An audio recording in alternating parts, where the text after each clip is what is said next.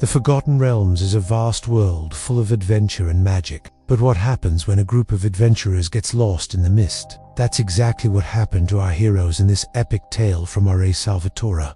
The company consisted of 3 warriors, a thief, a wizard, and a cleric. They were hired by a wealthy merchant named Eldrin to escort him to the city of Lut. Along the way, they had to cross the Sea of Swords, but unfortunately, they ran into a nasty storm. The waves were crashing and the wind was howling, making it impossible to see through the thick fog that had rolled in. Suddenly, lightning flashed and thunder roared, illuminating the angry face of a giant squid monster with tentacles as thick as tree trunks. The party fought bravely against the kraken, but even their combined strength wasn't enough to defeat such a powerful foe. Just as all hope seemed lost, the wizard cast a powerful spell, banishing the creature back into the swirling mists from whence it came. But in doing so, he also caused the mists to become even thicker, obscuring their vision and making it impossible for them to navigate. As the storm raged on, the heroes knew that they were in grave danger. They were now lost in the Sea of Swords, surrounded by monstrous creatures and deadly magic. With their supplies dwindling and their hope fading fast, they had to find a way out of the mists before it was too late. But how could they escape an endless sea of fog? What dangers would they face along the way? And what secrets did the mists hold? As the heroes struggled to find their way out of the Sea of Swords, they soon realized that they were not alone. Lurking in the mists were all kinds of dangerous creatures, from giant spiders to ghostly apparitions. But the most terrifying of all were the Mind Flayers. These strange, other-dimensional beings had the ability to control the minds of their victims, turning them into mindless slaves. The heroes had to use all their strength and cunning to fight off the Mind Flayers and their minions, but they were slowly becoming desperate. The mists were becoming thicker and the creatures more numerous. It seemed as though they were being hunted. Then suddenly, through the swirling fog, they saw a light. Could it be a way out of the mists? Or was it just another trap?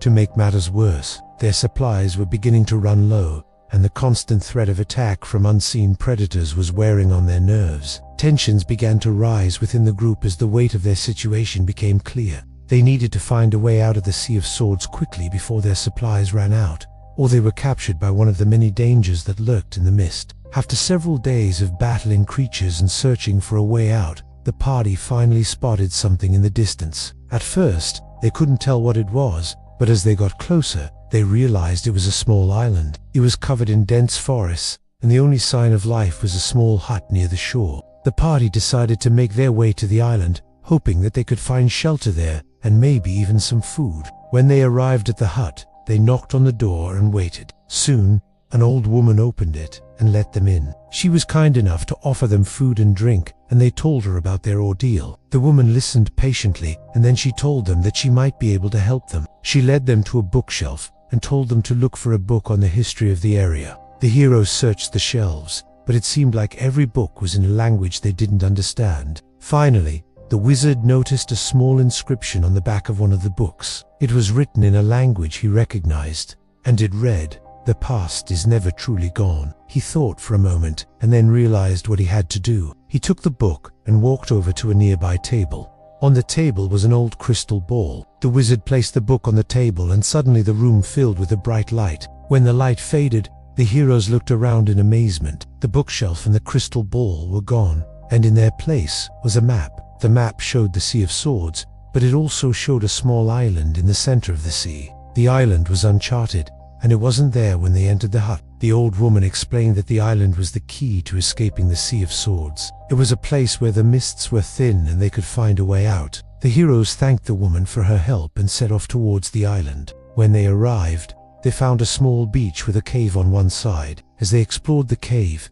they discovered a staircase that led down into the darkness. At the bottom of the stairs, they found a small room with a single door. The door was made of solid stone and it was locked. The wizard searched the room, but he couldn't find a key anywhere. Just as he was about to give up, he noticed a small hole in the wall. He put his hand through the hole and felt around until he found a lever. He pulled the lever and the door creaked open. Behind the door was a narrow passageway that led deeper into the island. The heroes walked through the passage until they reached a large chamber. In the center of the chamber was a pedestal, and on the pedestal was a staff. The staff was made of pure white crystal and it pulsed with magical energy. As soon as the heroes saw the staff, They knew it was the key to escaping the Sea of Swords. The staff was so powerful that it could pierce the mists and allow them to escape. The wizard reached out to take the staff, but suddenly the room began to shake. The walls rumbled and the heroes braced themselves for an attack. But instead of an attack, the island itself seemed to be coming alive. The ground cracked and the ceiling began to collapse. The heroes knew they had to get out of the chamber fast, or they would be trapped forever. They ran for the exit, but the passageway had collapsed. They were trapped inside the island with no way out. The heroes huddled together as the island shook and groaned around them. The staff lay abandoned on the pedestal, its magical energy pulsing faintly in the flickering torchlight. The heroes knew that their only hope of escape lay in that staff. They had to find a way to activate it before the island collapsed and buried them alive. As the ceiling continued to crumble above them, the cleric remembered the old woman's words. The past is never truly gone. Could there be something in the island's history that could help them? Searching frantically in the rubble, he discovered a small inscription on one of the fallen stones. It spoke of an ancient ritual that could be performed with the Staff of Light to banish the darkness and bring forth the dawn. The warrior, ever practical, asked if there was a simpler way to put this thing back in its pedestal. But the wizard's eyes, gleaming with excitement, saw an opportunity to learn more about this forgotten magic. He suggested they try to activate the staff. The warrior and the thief exchanged uneasy glances. They trusted the wizard's power, but were wary of meddling with forces they didn't fully understand. Still, with the island crumbling around them, they had little choice but to hope for the best and follow the wizard's lead. Working quickly, the wizard placed the staff back onto the pedestal. Its faint glow suddenly intensified, bathing the chamber in a brilliant light. As the light grew brighter, the ceiling shook violently and dust rained down from the crumbling roof. The heroes shielded their eyes, bracing for the inevitable collapse. But instead of total darkness, a blinding light erupted, filling the chamber and pushing back the shadows. As the light faded, the heroes cautiously lowered their shields, revealing a sight that took their breath away. The chamber was no longer a dark, dank prison, but a place of breathtaking beauty. Light streamed through a newly formed opening in the ceiling, illuminating a sky filled with stars. Vines and flowers,